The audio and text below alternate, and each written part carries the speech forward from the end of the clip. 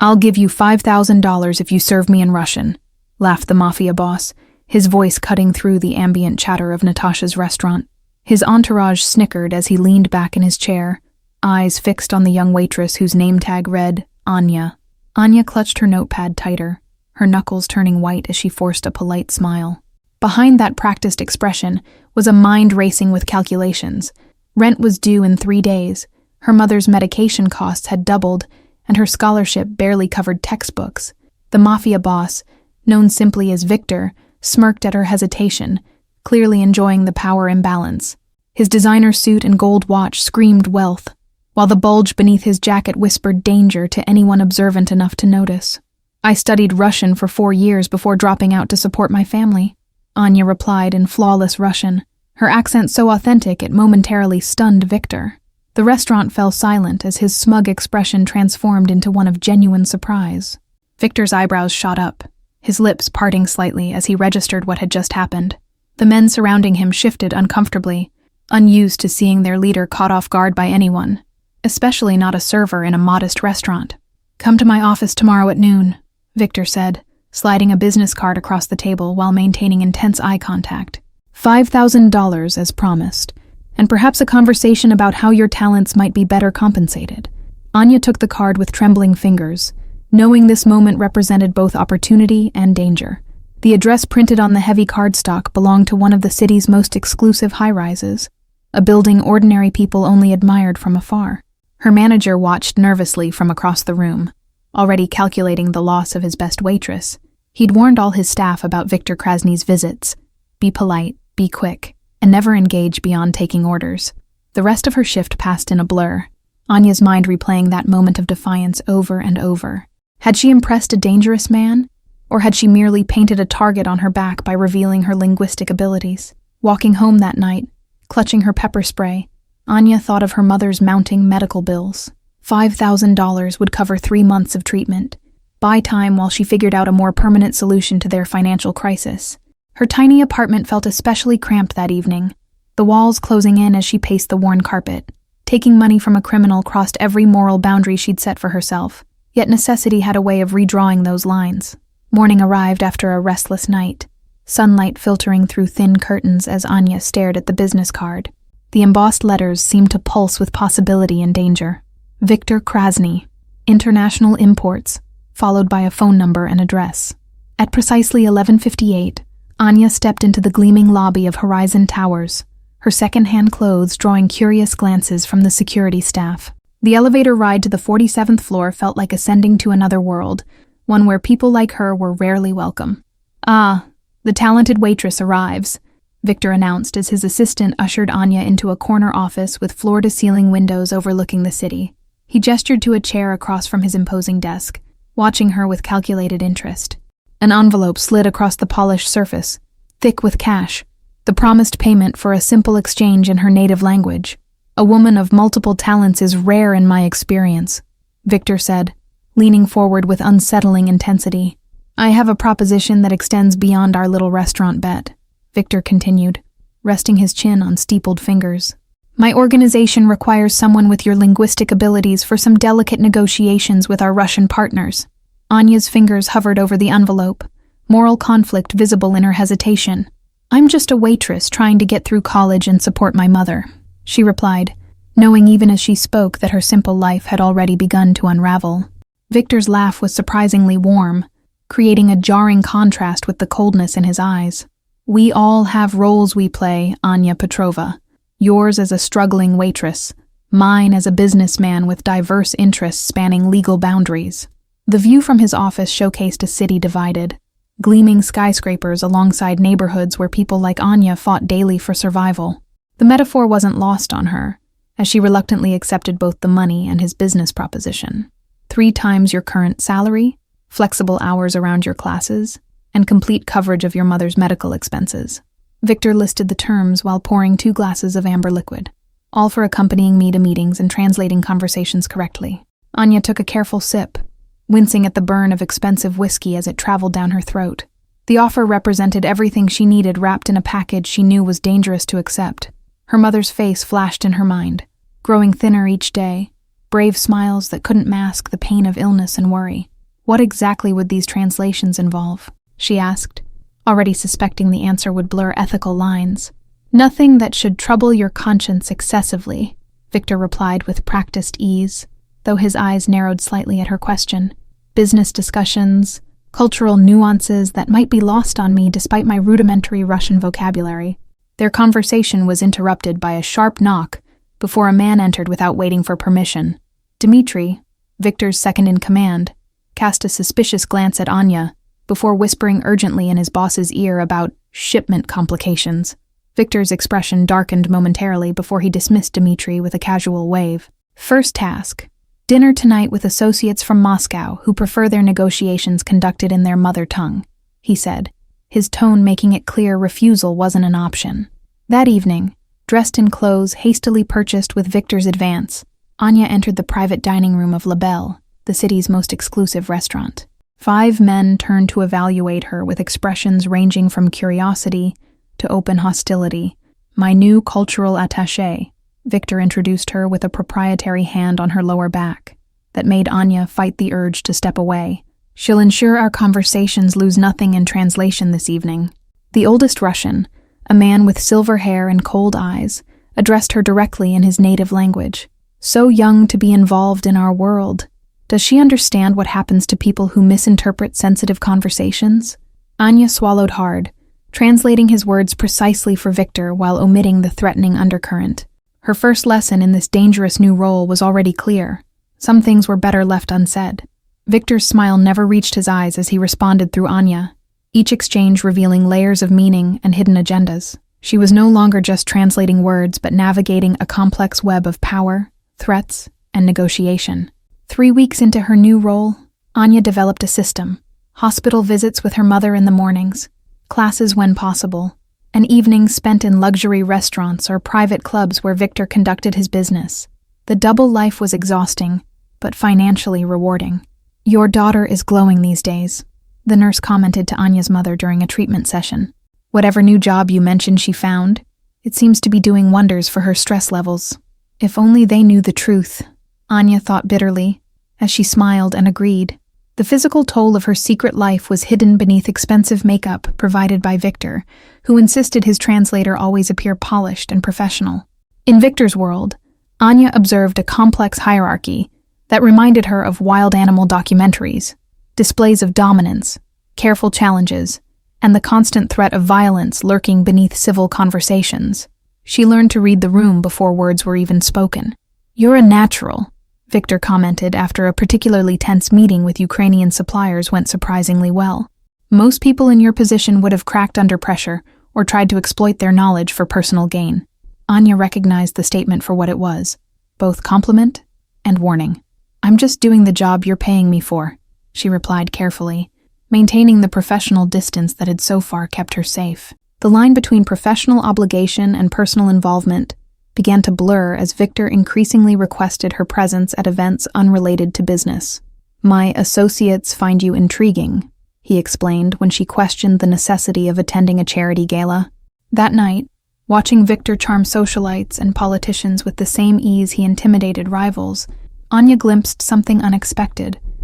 Moments of genuine passion when discussing art with a museum curator, a flash of vulnerability when mentioning his childhood. He wasn't always like this, whispered Irina, the elegant wife of one of Victor's associates, noticing Anya's observation.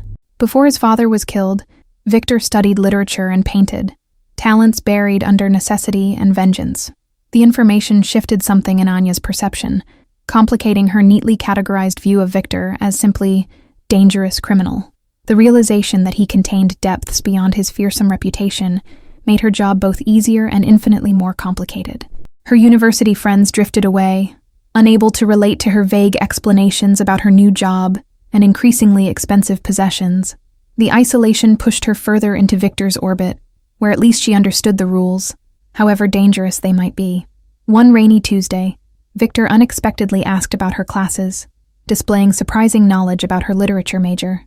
Dostoevsky understood that every man contains multitudes, saint and sinner existing simultaneously, he commented while reviewing business documents. Their conversation about Russian literature continued for hours, revealing a side of Victor few were privileged to see. When he described his childhood dreams of becoming a professor before family obligations intervened, Anya recognized the shadow of regret in his voice. Perhaps in another life, Victor concluded with uncharacteristic softness, before his phone rang and his expression hardened once more. The glimpse behind his carefully constructed facade vanished as quickly as it had appeared. Later that night, lying awake in her new apartment, a security necessity according to Victor, Anya confronted an uncomfortable truth. The line separating her from the world she'd entered was thinning, and her moral objections were weakening with each passing day. The Russian lessons began unexpectedly one evening in Victor's penthouse as he struggled with pronunciation for an upcoming meeting. "Teach me properly," he demanded, pushing aside security reports to make space for language practice at his dining table. Anya discovered that Victor was a demanding but dedicated student, approaching language acquisition with the same intensity he brought to business negotiations. His frustration when unable to master certain sounds revealed a perfectionist streak that extended beyond his criminal enterprises. "My father insisted Russian was beneath us, a language for servants and enemies," Victor confessed during their third lesson. "But I always found it beautiful, especially when my nanny would sing lullabies she thought I was too young to remember." Their lessons evolved into cultural exchanges, Anya sharing stories from her grandmother, while Victor revealed fragments of his fractured childhood. The power dynamic shifted subtly during these moments, equalizing in ways that made both uncomfortable yet intrigued. During their fourth lesson, Anya discovered a small sketchbook tucked beneath business files, drawings with remarkable talent showing Moscow's skyline at dawn. Victor snatched it away with uncharacteristic embarrassment, a glimpse of artistic sensitivity at odds with his brutal reputation. "My mother was Russian," Victor revealed unexpectedly one evening, the confession emerging after 3 glasses of vodka. "Father forbade her language in our home after their marriage, a control tactic that broke her spirit years before cancer took her body." As winter deepened, their lessons moved beyond mere language to cultural immersion. Victor's chef preparing traditional Russian dishes, while Anya selected classic films from her homeland. These cultural bridges revealed commonalities neither had anticipated finding in the other. "You remind me of someone," Victor said one evening, his guard momentarily lowered after recounting a rare, happy memory. "A girl from my neighborhood who saw more in me than others did, before circumstances forced different paths." Anya carefully maintained professional boundaries despite these growing personal connections, aware of the dangers of misinterpreting their relationship. Victor might show glimpses of humanity, but his business remained built on exploitation and violence. The first time she witnessed that violence firsthand came during a routine translation assignment at the warehouse. A supplier who had shorted a shipment knelt bleeding on the concrete floor, while Dmitri stood over him with brass knuckles gleaming under fluorescent lights. "Tell him his options in his native tongue," Victor instructed calmly, as if requesting a menu translation, rather than delivering life-or-death ultimatums. "Make sure he understands exactly what failure costs in our organization." Anya's hands trembled as she relayed the message, her voice steadier than she felt. The man's terrified eyes locked with hers, pleading silently for mercy she had no authority to grant in this brutal world she'd entered. That night, alone in her bathroom, Anya scrubbed her hands until they were raw, trying to wash away the moral compromise of her participation. The salary that once seemed worth any ethical flexibility now felt heavy with the weight of complicity. The following morning, Victor appeared at her door unannounced, expression unreadable as he studied the dark circles under her eyes. "The first time is always difficult," he said simply, offering no apology but a strange acknowledgement of her distress. Instead of business, he suggested breakfast at a small bakery owned by an elderly Russian couple. There, surrounded by the familiar comfort of her culture's food and language, Anya watched as Victor charmed the owners with respectful Russian phrases she'd taught him. "Not everyone sees this side of you," Anya observed as they walked back to his car, their breaths visible in the cold morning air. "Why show it to me?" Victor's answer came after a thoughtful pause.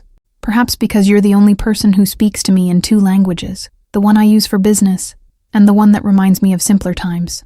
The complexity of their relationship deepened when Anya's mother experienced a medical emergency, requiring experimental treatment not covered by insurance.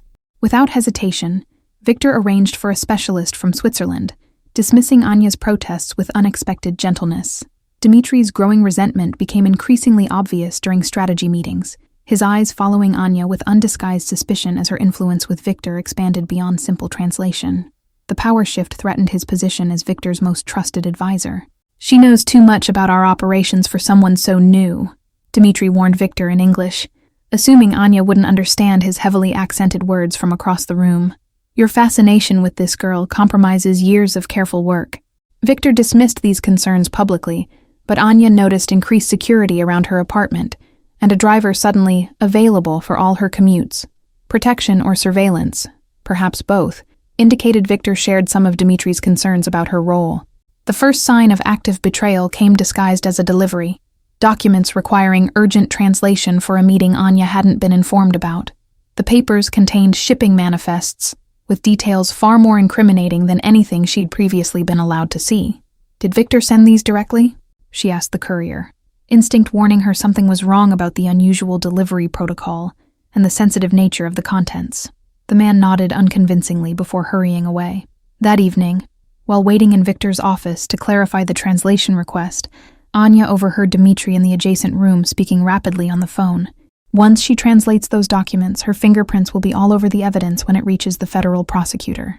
Realization washed over her like ice water. Dmitri was setting her up to take the fall for Victor's operation, while simultaneously removing her from his inner circle. The carefully orchestrated trap would destroy her life while preserving Dmitri's position of power. Surveillance footage from Victor's security team revealed Dmitri meeting with rival organizations, digital evidence of coordinated efforts to dismantle Victor's empire from within. The betrayal extended beyond self-preservation into active sabotage orchestrated over months. Anya discovered coded messages in the translation documents, subtle linguistic markers suggesting the information had originated from federal informants. Dmitri hadn't just betrayed Victor. He'd been working with authorities while framing her as the conduit for their investigation. Her university advisor's unexpected call added another layer of complication. The scholarship board questioning her sudden financial improvement and reduced class attendance. Dmitri's plan included undermining every aspect of her life, leaving no refuge if his plot succeeded. With trembling hands, Anya photographed the conversation calendar on Victor's desk, confirming he had no knowledge of the translation request. The betrayal targeted both of them, using her as the conduit for bringing down Victor's entire operation. Victor's unexpected early return to the office left Anya no time to escape without explanation. When he demanded to know why she was in his private office, the truth spilled out. The documents, Dmitri's phone conversation, and the elaborate setup designed to implicate them both. Initially skeptical, Victor's expression shifted as he examined the unauthorized documents and verified his schedule discrepancies. His face transformed with a cold fury that reminded Anya exactly who she'd aligned herself with in this dangerous game. "You could have taken these documents directly to the authorities to save yourself," Victor observed, studying her with new intensity. "Why warn me instead?" The question hung between them, loaded with implications neither was prepared to articulate. Anya's response came with unexpected honesty. "Because despite everything, I believe you would have done the same for me." Victor moved with terrifying efficiency once convinced of Dmitri's betrayal, mobilizing his most trusted men while instructing Anya to continue normal activities. "Act as though you're translating those documents," he directed, his voice devoid of the warmth she'd grown accustomed to. The trap reversed now targeted Dmitri, with Anya playing her role in the dangerous theater of loyalty and betrayal. Each translation page she pretended to complete tightened the noose around the man who had underestimated her connection to his boss. Caught between her moral compass and survival instincts, Anya made a decision that would irrevocably alter her path. She secretly copied select information from the documents before returning them. Insurance policy and potential escape route rolled into one desperate act. 3 days of excruciating tension followed, as Anya maintained her routine, while Victor's investigation into Dmitri's betrayal proceeded behind the scenes. The restaurant where everything began now felt like a distant memory from someone else's life. "Your mother's treatment is showing remarkable results," the doctor informed Anya during a routine checkup. "Whatever strings you pulled to get this specialist, it's giving her a real fighting chance." The good news twisted like a knife in Anya's conscience. Her mother's improving health purchased with moral compromise and deepening entanglement in Victor's criminal world. The price of saving one life might be her own soul. Dmitri made his move the following evening, intercepting Anya as she left the university library. "Get in the car," he ordered, revealing a concealed weapon beneath his expensive jacket.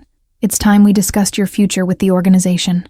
The drive to an abandoned warehouse at the city's edge passed in tense silence, Anya's mind racing through possible escape scenarios. Dimitri's face remained impassive, betraying nothing of his plans beyond the obvious intent to remove her permanently. "Victor's judgment has become compromised since you appeared," Dimitri stated as he forced her into the empty building. "Sentiment is weakness in our business, something I tried to teach him repeatedly over 15 years of loyalty." Concrete floors echoed with their footsteps as Dimitri marched her toward a back office, passing empty shipping containers and forgotten machinery. The isolation confirmed Anya's worst fears. No witnesses meant no reason to keep her alive after getting what he wanted. "The documents you translated. Where are the originals?" Dimitri demanded, pressing the gun against her ribs. "Victor thinks he destroyed all evidence, but I know you're too smart to leave yourself unprotected." Anya's response was interrupted by the warehouse door crashing open, metal groaning as Victor entered with 2 armed men. His expression remained eerily calm as he assessed the standoff, eyes fixing on the weapon pressed against Anya's side.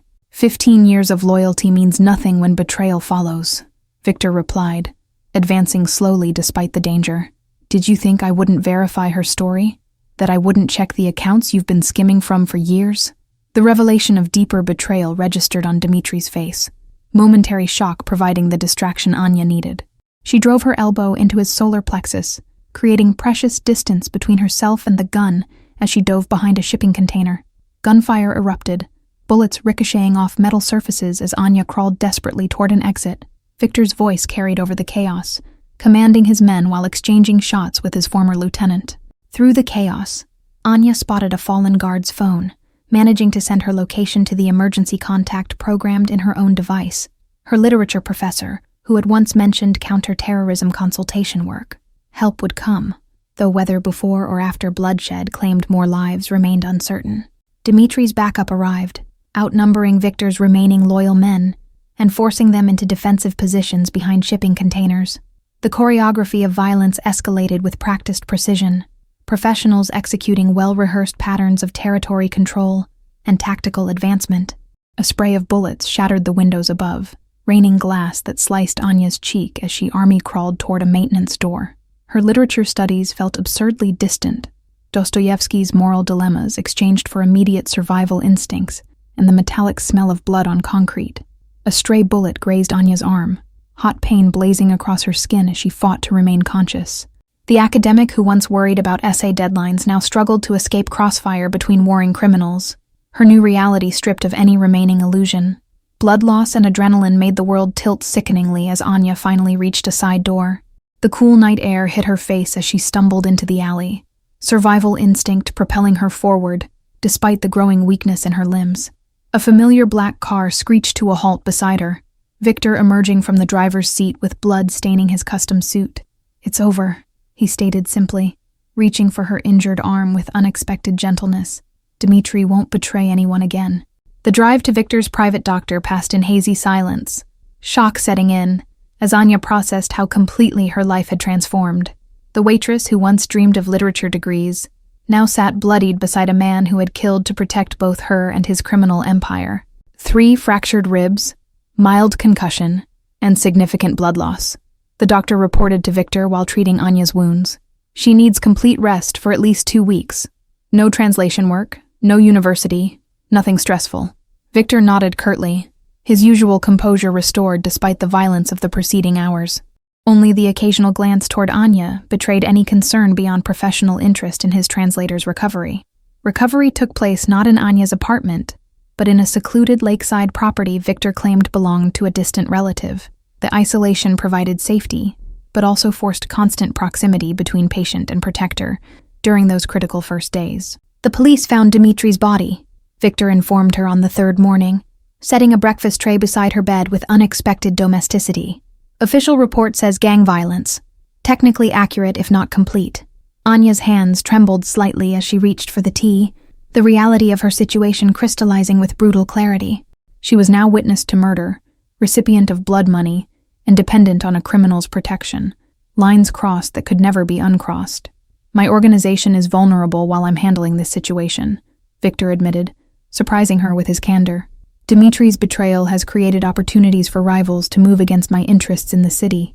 The unexpected vulnerability in this confession shifted something between them, Victor revealing weaknesses he would show to no one else. Anya recognized the dangerous intimacy developing between captive and captor, victim and protector, student and teacher. During her second week of recovery, Victor received news that his primary distribution warehouse had been seized by authorities, acting on an anonymous tip. His carefully controlled facade cracked momentarily, revealing the panic beneath his composed exterior. "They're closing in from all sides," he murmured, pacing the cabin's living room while making rapid phone calls in multiple languages. "Someone is systematically dismantling everything I've built over 20 years. Anya's suggestion came hesitantly. "Your legitimate businesses, the import company, the restaurants, the art gallery, they're still untouched. Perhaps it's time to consider transitioning completely to legal enterprises." Victor's laughter held no humor as he dismissed the idea. "My legitimate businesses exist to launder money from the others. Without the criminal enterprises, everything collapses, including my protection for you and your mother's medical care." The harsh truth hung between them, both acknowledging the toxic dependency their relationship had cultivated. Anya's moral compromise had grown from one desperate decision into a lifestyle she could no longer easily escape. Their isolation ended abruptly when an unexpected visitor arrived. Irina, the wife of Victor's associate, appeared with urgency and without her husband. "Gregory has been arrested," she announced without preamble. "They're coming for you next." Irina's proposal was shocking in its simplicity. "I have connections with federal prosecutors willing to offer immunity in exchange for specific information. Not everything, Victor, just enough to satisfy them while preserving your core assets." The proposal included an unexpected component, evidence implicating higher-profile targets that would satisfy federal authorities more than Victor's mid-level organization. Irina had compiled dossiers on politicians and corporate executives whose corruption dwarfed Victor's criminal activities. "My husband never knew my true background," Irina explained, removing an expensive wig to reveal closely cropped hair and extracting colored contacts. "Former intelligence operative repurposed to domestic monitoring. My marriage was my cover, not my identity." The revelation transformed their power dynamic instantly, Anya and Victor now recognizing they were pieces in a larger game orchestrated by invisible players. Their relationship, built on translation and cultural exchange, had inadvertently intersected with national security operations beyond their comprehension. Victor's refusal was immediate and predictable, but Anya noticed the calculation behind his eyes. For the first time since she'd known him, the unshakable crime boss was considering compromise instead of dominance or destruction. The plan formed over 3 tense days of negotiation, with Irina serving as unexpected mediator between Victor's criminal world and legitimate authorities. Limited immunity in exchange for information about international suppliers would satisfy the prosecution, while allowing Victor to preserve his domestic operations. "Why are you helping him?" Anya asked Irina during a rare moment alone. "Your husband is already imprisoned. Cooperating with Victor seems counterproductive to your own interests." Irina's smile held secrets deeper than Anya could fathom. "Gregory was never the real power in our marriage," she confessed, removing her designer sunglasses to reveal eyes sharp with intelligence. "Victor's organization benefits from my connections in ways even he doesn't fully comprehend." The revelation of this shadow player reshuffled Anya's understanding of the power dynamics she'd been observing. Women in this world weren't merely decorative accessories, but often the hidden architects behind seemingly male-dominated structures. Their carefully constructed deal collapsed when federal agents raided the lake house without warning, clearly operating on fresh intelligence that bypassed Irina's carefully cultivated channels. The negotiated surrender transformed into chaos as Victor pulled Anya through a hidden exit tunnel. "Someone betrayed us again," Victor growled, as they escaped into the surrounding forest, his hand gripping Anya's wrist with painful intensity. "Whoever's dismantling my organization knew exactly where to find us." The realization hit Anya with stunning clarity. The copied documents she'd secured as insurance had somehow reached authorities. Her well-intentioned protection strategy had accelerated the very collapse she now fled alongside Victor. Their desperate journey led them back to where everything began.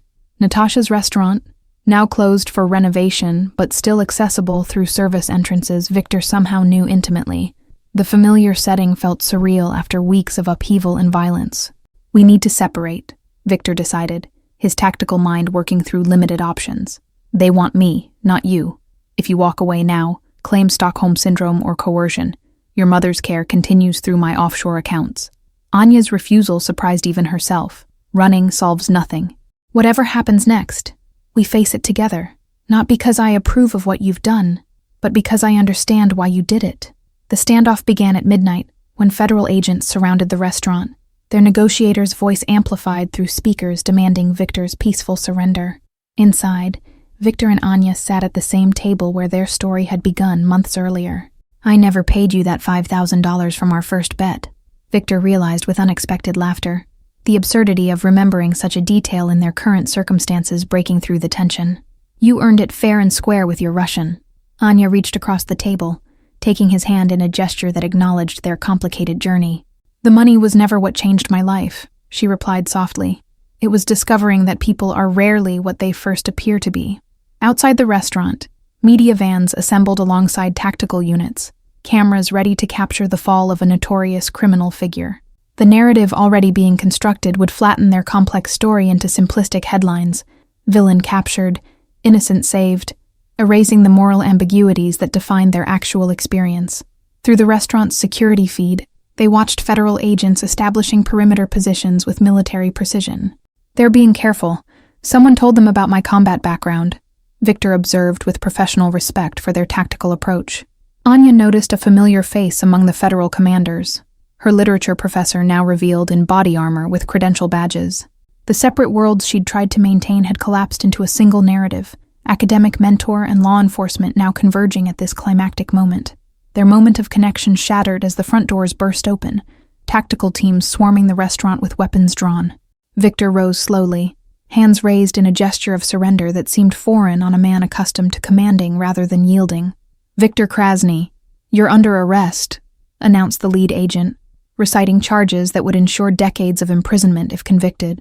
The handcuffs clicked around his wrists with finality as Anya watched, heart constricting, despite knowing this moment was inevitable.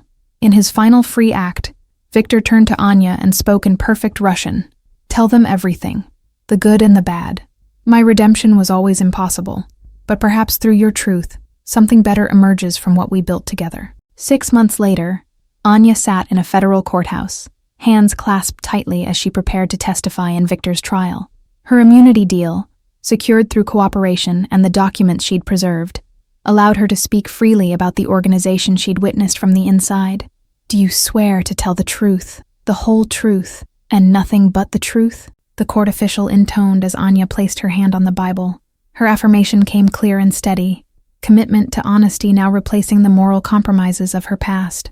Victor watched her from the defendant's table, expression unreadable to most observers but conveying subtle acknowledgement to Anya. Their shared language now extended beyond Russian or English. They communicated in the silent vocabulary of two people who had seen each other's true natures. Her testimony walked the delicate line between truth and mercy, providing evidence of criminal activity while contextualizing Victor's complex character. The prosecution wanted a monster. The defense claimed coercion. Anya offered something more authentic, a flawed human caught in systems of his own making. The defendant showed capacity for both extraordinary cruelty and unexpected compassion, she concluded after hours of questioning. His organization destroyed lives through illegal activities, yet also provided medical care to my mother when legitimate systems failed her. The jury's deliberation lasted 3 days before returning with a verdict that acknowledged the complexity of the case. Victor received a 15-year sentence instead of life, punishment tempered with possibility of eventual redemption through the testimony of the waitress he'd once mocked.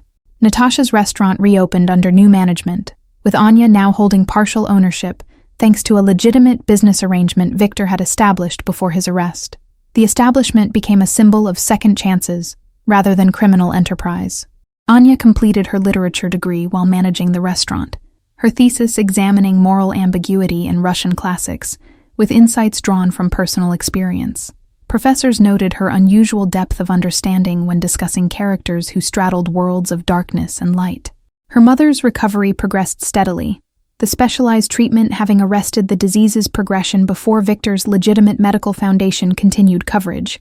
The foundation became Anya's focus beyond academics, channeling resources toward families facing similar healthcare crises. Twice monthly, Anya visited the federal prison, conversing with Victor in both languages as he served his sentence. Their relationship defied simple categorization. Not quite friendship, beyond business, yet bound by experiences too profound to abandon. "You could have disappeared with the money," Victor observed during one visit, his face thinner but eyes still sharp with intelligence. "Instead, you built something lasting from the wreckage of my mistakes." Anya's smile acknowledged the observation's truth. "We're defined not by our worst moments or best intentions, but by what we choose to build after everything falls apart," she replied, wisdom earned through their shared journey. The restaurant hosted a weekly Russian cultural night, creating community spaces where immigrants and locals connected through language, food, and stories. Anya's initial linguistic talents had evolved into bridge building between worlds that rarely intersected peacefully. On quiet evenings, she sometimes remembered their first encounter, his arrogant challenge, her desperate acceptance of the bet. The memory no longer carried bitterness or regret, but stood as the unexpected catalyst for transformation neither could have anticipated. Victor's legitimate businesses continued operating under trusts he'd established, providing employment and stability in communities once exploited by his criminal enterprises. Redemption came not through erasing past sins, but through creating future possibilities that might balance the scales. Anya's graduation ceremony coincided with her mother's one-year anniversary of remission, twin celebrations of perseverance through seemingly impossible circumstances. As she accepted her diploma, Anya spotted Irina in the audience, a subtle nod acknowledging their shared role in reshaping a criminal empire into something with potential for good. The literature department offered Anya a teaching position focusing on translation studies and cultural interpretation, skills honed through life-threatening circumstances now redirected toward academic pursuit.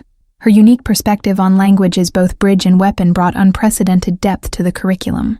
Victor's prison correspondence included philosophical discussions that Anya incorporated anonymously into her graduate research, exploring how moral boundaries blur when survival and protection of loved ones conflict with societal laws. Their exchanges evolved into a manuscript examining ethical relativism through real-world application. International students flocked to Anya's translation workshops, unaware that her expertise derived from high-stakes negotiations where misinterpreted words carried lethal consequences. The authenticity in her teaching stemmed from experiences too complex to share yet too valuable to abandon. Thank you all for following this story to the end. If you enjoyed it, please write in the comments where in the world you're watching from, and don't forget to like, subscribe, and share this video, as your support is crucial for me to continue creating content here.